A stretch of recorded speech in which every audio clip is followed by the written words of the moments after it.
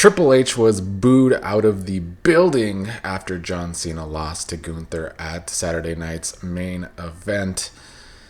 I think it was the straw that broke the camel's back when it came to Triple H's booking, with us having to sit through John Cena's farewell tour that had very little storylines throughout the way, and then his last match was a loss. I, for one, have no problem with the loss, and I think that was actually the right decision, and I think it was John Cena's decision to do the right business, to pay it forward, to see that Gunther's still going to be the person there. Let's try and make some money off of Gunther.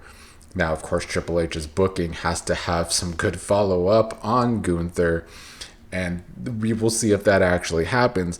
But I do find the fact that the fans are turning on Triple H to be a good thing.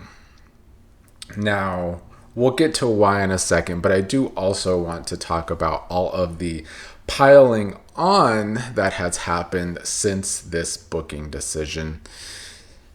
Bryan Alvarez, Dave Meltzer, two dummies in my opinion, did have a talk about this, talking about the fact that John Cena, his slogan for so long was to never give up. And he didn't go out. He gave up. He tapped. After all of those years, never give up and all of that merchandise. At the end of the day, he gave up. In a million years, I wouldn't have done that finish. So Alvarez's remark here is that it was the wrong decision to have Cena give up in his last match. And I can see the opinion on that because of the whole never give up moniker for so long from John Cena. Dave Meltzer's comments are the one that made me laugh, because of course he has to bring up AEW because he will defend AEW at all costs. It's always what about this when it comes to WWE versus AEW. I'm sure that John Cena probably wanted to lose on his way out. I'm sure he did. They just didn't. You know, the difference is that he didn't have the Young Bucks and Tony Khan saying you're not doing it. Meltzer's bringing up the fact that Sting did not lose his last match in AEW, but it was very different circumstances. And I think the main circumstance to me is that it was a tag team match. It was Sting and Darby Allin versus the Young Bucks, and Sting did go over. But since it was a tag team match, it still did business in putting Darby Allin over. Now, of course, since then, Tony Khan has fumbled the booking for Darby Allin on several occasions. Anytime something dumb happens in a Darby Allin feud, or anytime he loses a match that he shouldn't lose, you see any progress that Darby Allin makes to become a star quickly be taken away. So I do find it funny that Dave Meltzer, of course, tries to say Tony Khan did it better. And maybe you can say that, but not really, because Darby Allin was the only person that gets put over in a Sting winning his final match, and the booking since then has sucked for Darby Allin.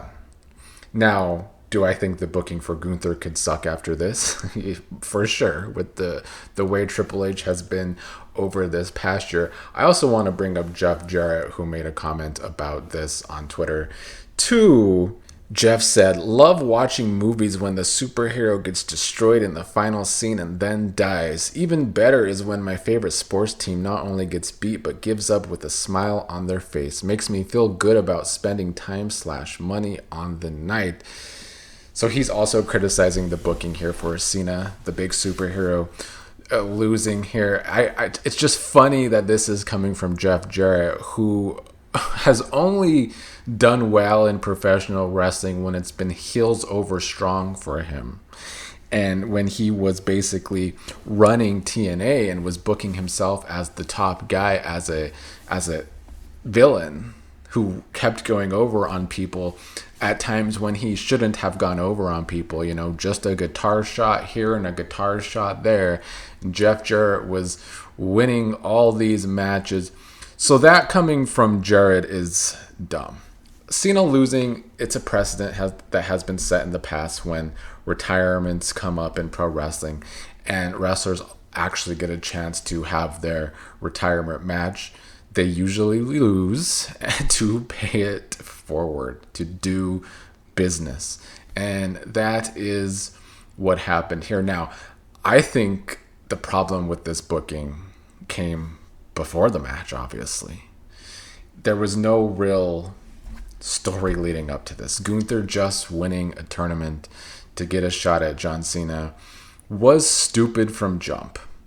And I still think the heel turn was probably what screwed up this entire retirement run from John Cena. That probably never should have happened. If the end result was going to be this, and John Cena did not know who his last opponent was going to be, he has said this. And like we talked about last week, he threw the WWE under the bus for wanting more dates and them only wanting him for a certain amount of dates. So that hindered storytelling as well. And that's not John Cena's fault. That does fall on WWE, TKO, Triple H. That should have been changed. They could have maybe tried to get more dates at the end if they wanted to tell some real storyline here about the future of the business.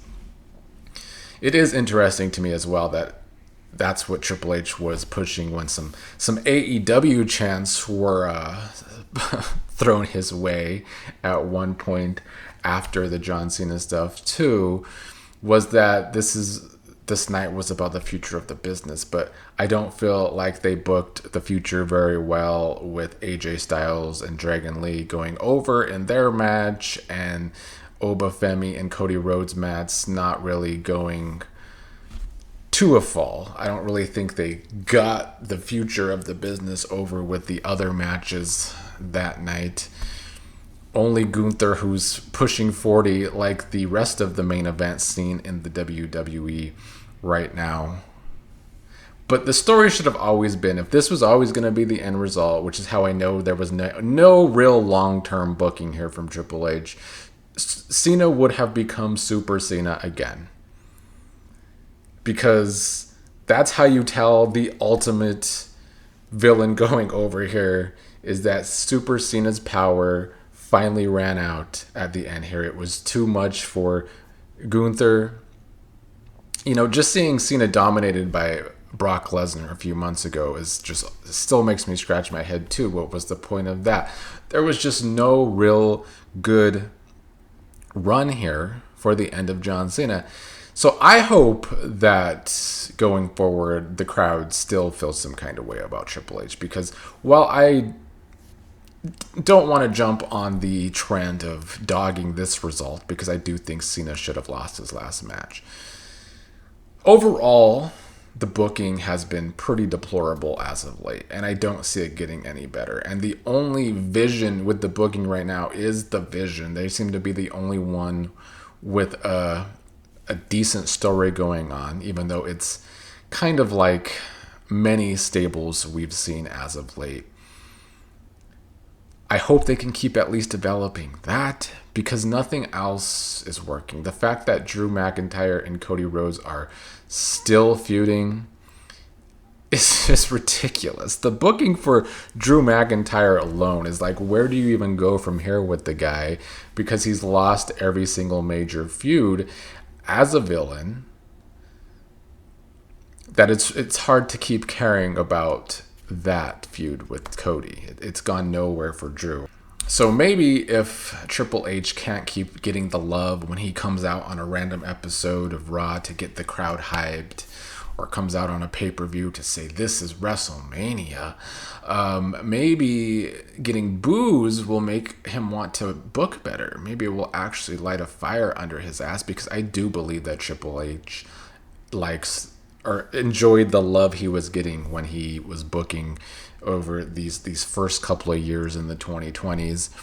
And I don't think he is going to like the fact that the fans now see his booking as pretty terrible. He no longer has the head start that he had coming into the booking with the Bloodline storyline that he didn't start. He's yet to really start a good story on his own.